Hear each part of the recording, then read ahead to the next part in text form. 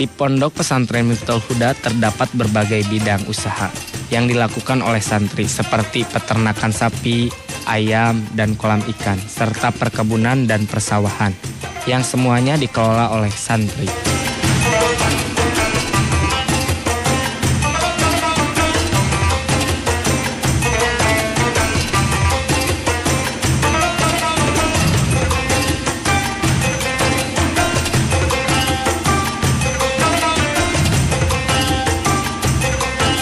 Untuk menunjang kegiatan ekonomi, di Pondok Pesantren Miftahul Huda berdiri sebuah koperasi Miftahul Huda atau Komida yang menjual berbagai kebutuhan untuk santri putra dan putri.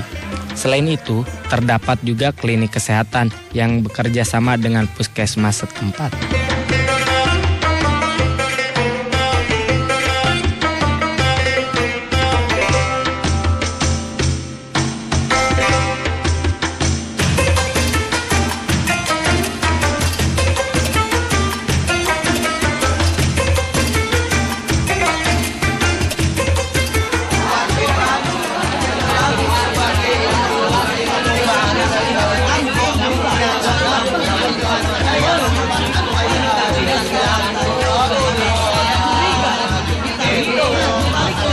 Di antara 3.000 orang santri putra dan putri di Pondok Pesantren Miftahul Huda, saya mempunyai teman bernama Muhammad Taufik Maulana atau sering dipanggil Opik. Dia berasal dari Cianjur, Jawa Barat.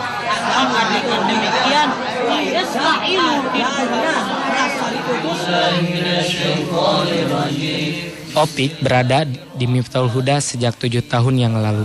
Awalnya masuk Miftahul Huda menurut Opik karena dipaksa orang tuanya yang menginginkan dia menjadi santri, padahal sebelum masuk pondok di Cianjur tempat kelahirannya, Opik sudah mendaftarkan di sekolah menengah atas atau SMA. Untuk menjadi siswa tersebut, Opik lulus tanpa tes dan dibebaskan dari segala biaya.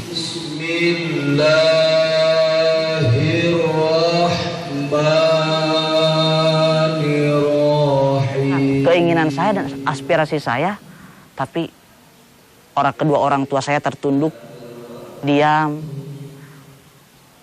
Terus guru tersebut terus saja tidak pernah berhenti memberikan pengertian dengan begitu jelas tentang pentingnya sekolah.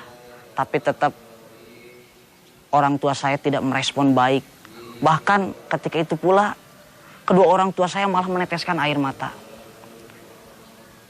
Dan saya bisa menyimpulkan, oh ternyata saya dilarang untuk melanjutkan sekolah.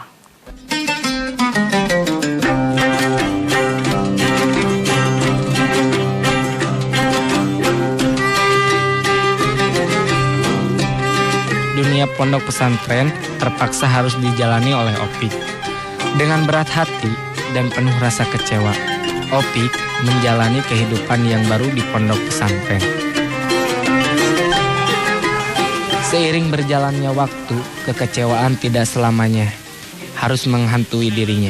Opik sebagai anak dari keluarga yang sederhana dan ingin membahagiakan keluarga, akhirnya bangkit dan belajar dengan tekun di Miftahul Huda.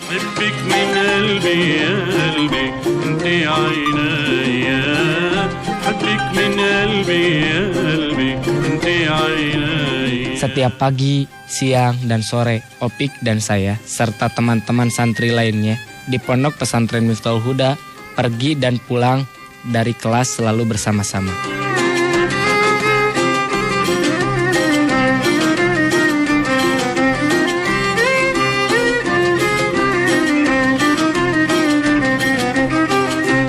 Untuk menambah pengetahuan dan wawasan, santri bisa membaca berbagai buku yang tersedia di perpustakaan.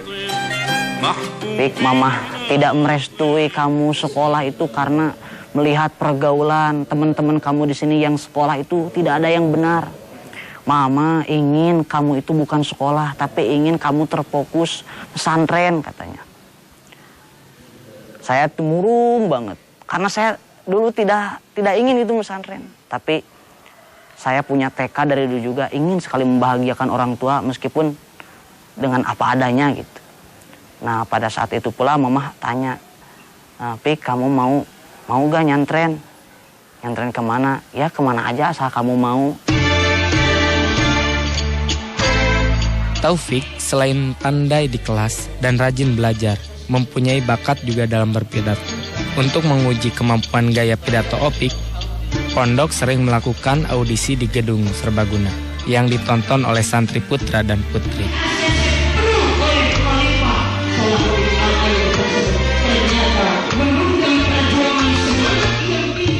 Ya Allah, berikanlah kemudahan untuk Opik agar diberi jalan barokah sehingga Opik dapat menyelesaikan pendidikan di Miftahul Huda serta menjadi pendakwah yang baik untuk menyiarkan agama Islam di kampung halamannya Cianjur, Jawa Barat. Warahmatullahi wabarakatuh.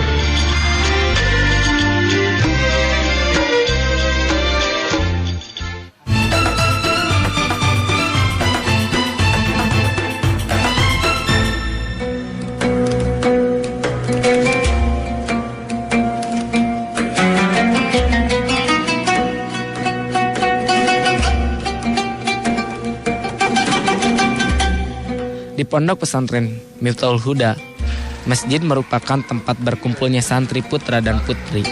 Ketika waktu sholat, semua santri berduyun-duyun menuju masjid untuk melaksanakan sholat fardu dan sunnah, serta mengaji dan membaca kitab.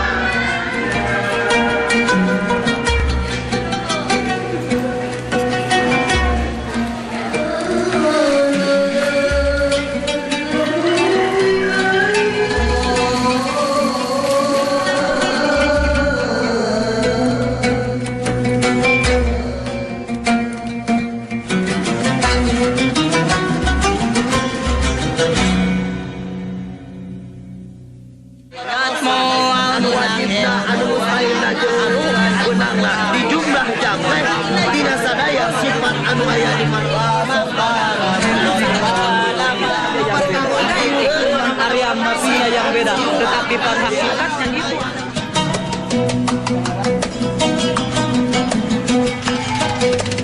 Di antara ratusan santri putri yang mondok di Miftahul Huda terselip seorang santri putri dari Karawang, Jawa Barat.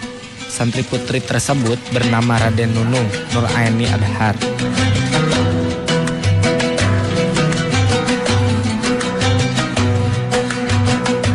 Menurut cerita, Nunung pertama masuk ke pondok pesantren Miftahul Huda karena dipaksa oleh ibunya. Nunung merasa dibohongi masuk ke pondok karena sejak dari Karawang sampai ke Tasikmalaya, ibunya tidak pernah membicarakan untuk memasukkannya ke pesantren. Jelas ada rasa marah kata Dente gini dalam hati. Kok bisa dimasukin pesantren gak tanpa pengetahuan Aden. Aden udah ditanyain sama yang petugasnya. Terus Aden keluar, Aden bilang sama mama, Aden marah. Mama, kenapa masukin Aden ke pesantren? Karena mama sayang sama Aden. Kalau misalkan mama gak sayang sama Aden, mama gak bakal mungkin dimasukin ke pesantren. Aden marah-marah di pesantren kata Aden teh. Aden pengen pulang dulu, pengen sekolah dulu kata mama teh. Ya udah pesantren dulu pesantren. Kata mama kalau udah seminggu dijemput. Terus Aden teh, ya udah perjanjian kalau misalkan udah seminggu jemput ya kata mama. Udah seminggu nggak datang mama, nyampe ulangan. Tapi dalam hati Aden, mungkin ini jalan terbaik buat Aden yang terbaik.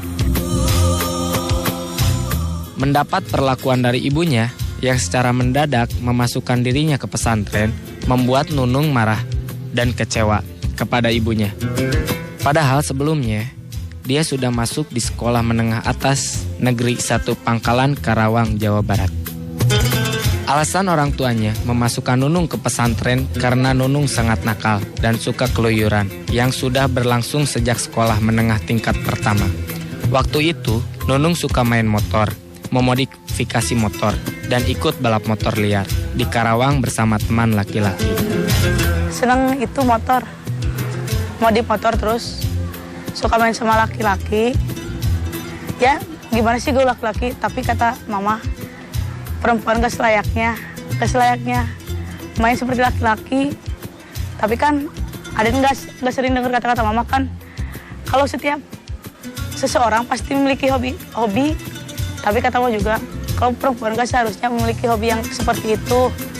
Kalau perempuan seharusnya masak, nggak seharusnya main motor-motoran, ugal-ugalan, ditangkap polisi. Liar, balap liar. Kan kalau misalkan sering balap, kalau bulan puasa kan suka ada acara ngabuburit. Terus suka suka nurunin motor. Jadi kalau setiap yang suka modif, teman-teman suka modif. Terus jadi main bagus-bagus motor. Terus kalau misalkan bulan puasa, motor hasilan modifan kita tuh diturunin, dibalapin. Ya suka gitu.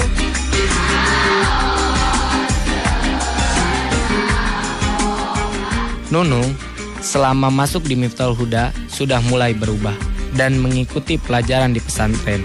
Bahkan Nunung mulai sadar bahwa perbuatannya sangat merugikan orang lain dan mengecewakan orang tuanya. Minta maaf. Mau ngaji dulu nyampe bisa, terus bisa mau nunjukin sama mama bahwa nggak selamanya orang bandel terus pasti ada perubahan. Terus Aden langsung minta maaf sama mama. Udah kamu lakukan? Udah. Apa mama? Kata mama, iya, mama juga tahu itu juga kesalahan mama. Tapi mama maafin. Sekarang mah jalanin. Mama maunya begitu, jalanin dulu begitu.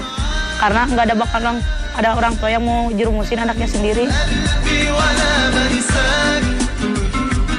Tekad untuk merubah diri menjadi anak yang baik dan berbakti kepada orang tua akan ditunjukkan oleh Nunung dengan giat belajar dan mempelajari ilmu agama Islam.